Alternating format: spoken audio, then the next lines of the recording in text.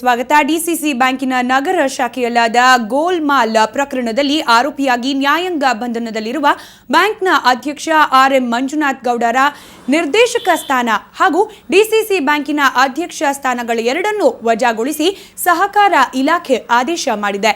ಇತ್ತೀಚೆಗಷ್ಟೇ ಸರ್ಕಾರ ಆಡಳಿತ ಮಂಡಳಿಯನ್ನ ಅಮಾನತಿನಲ್ಲಿ ಇರಿಸಿ ಜಿಲ್ಲಾಧಿಕಾರಿಯನ್ನ ಆಡಳಿತಾಧಿಕಾರಿಯನ್ನಾಗಿ ನೇಮಿಸಿದ ಬೆನ್ನಲ್ಲೇ ಸಹಕಾರ ಇಲಾಖೆ ರಾಜ್ಯ ನಿಬಂಧಕರಾದ ಚನ್ನಪ್ಪ ಗೌಡ ಈ ಆದೇಶ ಹೊರಡಿಸಿದ್ದಾರೆ.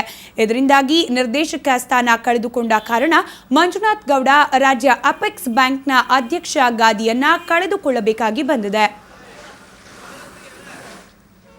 ಈ ಬಗ್ಗೆ ಮತ್ತಷ್ಟು ಮಾಹಿತಿಯನ್ನ ಪಡೆಯೋಣ. ನಮ್ಮ ಶಿವಮೊಗ್ಗ ಪ್ರತಿನಿಧಿ ರಾಜೇಶ್ ಕಾಮತ್ ದೂರವಾಣಿ ಸಂಪರ್ಕದಲ್ಲಿರ್ತಾರೆ. ರಾಜೇಶ್, ಡಿಸಿಸಿ ಬ್ಯಾಂಕ್ ಹಗರಣಕ್ಕೆ ಸಂಬಂಧಪಟ್ಟ ಹಾಗೆ ಮತ್ತೊಂದು ಬೆಳವಣಿಗೆ ಆಗಿರೋದು ಇವತ್ತು, ಏನಿದೆ ಹೆಚ್ಚಿನ ಮಾಹಿತಿ ಈ ಬಗ್ಗೆ?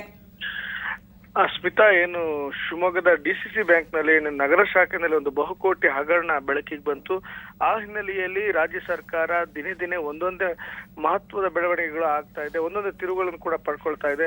ಮೊದಲು ಡಿಸಿಬಿ ಪೊಲೀಸರು ಇದರ ಬಗ್ಗೆ ಒಂದು ವಿಚಾರಣೆಯನ್ನ ಮಾಡ್ತಾರೆ. 18 ಜನರನ್ನ ಡಿಸಿಸಿ ಬ್ಯಾಂಕ್ ಅಧ್ಯಕ್ಷರಾಗಿರ್ತಕ್ಕಂಥ ಮಂಜುನಾಥ್ ಗೌಡರು ಸೇರಿದಂತೆ 18 ಜನರನ್ನ ಆರೋಪಿಗಳನ್ನಾಗಿ ಬಂಧನಕ್ಕೆ ಒಳಪಡಿಸ್ತಾರೆ. ಆ ನಂತರದಲ್ಲಿ ಇಡೀ ಡಿಸಿಸಿ ಬ್ಯಾಂಕಿನ ಆಡಳಿತ ಮಂಡಳಿಯನ್ನು ಅಮಾನತು ಮಾಡಿ ಸರ್ಕಾರ ಒಂದು ಆಡಳಿತಾಧಿಕಾರಿ ನೇಮಕ ಮಾಡಿತ್ತು. ಇವೆರಡು ಮಹತ್ವದ ಬೆಳವಣಿಗೆಗಳಾದ ಬೆನ್ನಲ್ಲೇ ಈಗಷ್ಟೇ ಡಿಸಿಸಿ ಬ್ಯಾಂಕಿನ ರಾಜ್ಯ ಸಹಕಾರ ನಿಬಂಧಕರಾಗಿರ್ತಕ್ಕಂಥ ಚನ್ನಪ್ಪ ಗೌಡರು ಮತ್ತೊಂದು ಆದೇಶವನ್ನು ಹೊರಡಿಸಿದ್ದಾರೆ. ಅದು ಆರ್.ಎಂ. ಮಂಜುನಾಥ್ ಗೌಡರು ಏನು ಡಿಸಿಸಿ ಬ್ಯಾಂಕ್ ಅಧ್ಯಕ್ಷರಾಗಿದ್ರು ಅವರ ನಿರ್ದೇಶಕ ಸ್ಥಾನವನ್ನ ಅವರು ವಜಾಗೊಳಿಸಿದ್ದಾರೆ. ಆ ಮೂಲಕ ಡಿಸಿಸಿ ಬ್ಯಾಂಕ್ ಅಧ್ಯಕ್ಷ ಸ್ಥಾನವನ್ನು ಕೂಡ ವಜಾಗೊಳಿಸಿದ್ದಾರೆ. ಇವೆರಡು ಪ್ರಕ್ರಿಯೆಗಳನ್ನ ಆದೇಶವನ್ನು ಮಾಡಲಾಗಿದೆ. ಇವೆರಡು ಆಗಿರೋ ಹಿನ್ನೆಲೆಯಲ್ಲಿ ನಿರ್ದೇಶಕ ಸ್ಥಾನ ಕಳೆದುಕೊಂಡ ಹಿನ್ನೆಲೆಯಲ್ಲಿ ಅವರು ಅಪೆಕ್ಸ್ ಬ್ಯಾಂಕ್ ಅಧ್ಯಕ್ಷ ಸ್ಥಾನವನ್ನು ಕೂಡ ಕಳೆದುಕೊಳ್ಳಬೇಕಾದ ಪರಿಸ್ಥಿತಿ ಇದೆ.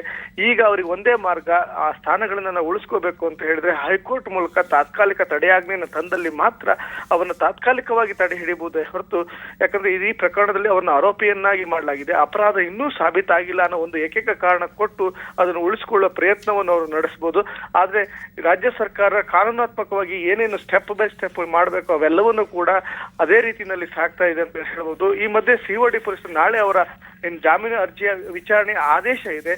ಒಂದು ವೇಳೆ ಅದು ತಿರಸ್ಕೃತ ಆದ್ರೆ ಅವರು ಹೈಕೋರ್ಟ್ ನಲ್ಲಿ ಮತ್ತೆ ಜಾಮೀನಿಗಾಗಿ ಅರ್ಜಿಯನ್ನು ಸಲ್ಲಿಸಬೇಕಾದ ಪ್ರಸಂಗ ಇದೆ. ಹಾಗಾಗಿ ನಾಳೆಯ ಜಾಮೀನು ಅರ್ಜಿ ಅವ್ರಿಗೆ ತುಂಬಾ ಮಹತ್ವ ಆಗಿದೆ ಅಂತಾನೆ ಹೇಳ್ಬೋದು. ಸ್ಮಿತಾ, ರಾಜೇಶ್, ಜೊತೆಗೆ ಅಪೆಕ್ಸ್ ಬ್ಯಾಂಕ್ನ ಅಧ್ಯಕ್ಷ ಗಾದಿಯನ್ನ ಕೂಡ ಕಳ್ಕೊಳ್ಬೇಕಾಗಿ ಬಂದಿದೆ ಮಂಜುನಾಥ್ ಗೌಡ ಅವರು. ಹಾಗಾಗಿ ಈ ಒಂದು ಸ್ಥಾನನ ಫಿಲ್ ಮಾಡಕ್ಕೆ ಈಗಾಗಲೇ ಪ್ರಕ್ರಿಯೆಗಳು ನಡೀತಾ ಇದೆಯಾ, ಅಥವಾ ಏನು ಕಾನೂನಾತ್ಮಕ ಹೋರಾಟ ಮತ್ತೆ ಮುಂದುವರಿಯೋ ಚಾನ್ಸಸ್ ಇರೋದ್ರಿಂದ ಇದು ಕೂಡ ಮುಂದೂಡಲ್ಪಡುತ್ತಾ ಹೇಗೆ?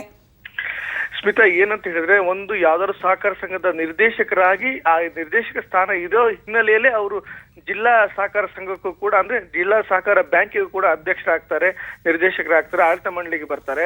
ಆ ಆಡಳಿತ ಮಂಡಳಿಯಲ್ಲಿ ಇರೋ ಕಾರಣಕ್ಕಾಗಿ ರಾಜ್ಯ ಅಪೆಕ್ಸ್ ಬ್ಯಾಂಕಿನ ಸ್ಥಾನಕ್ಕೂ ಕೂಡ ಕಾಂಪೀಟ್ ಮಾಡಿ ಸ್ಪರ್ಧೆ ಮಾಡಿ ಅಲ್ಲೂ ಕೂಡ ಆಯ್ಕೆ ಆಗಬಹುದು.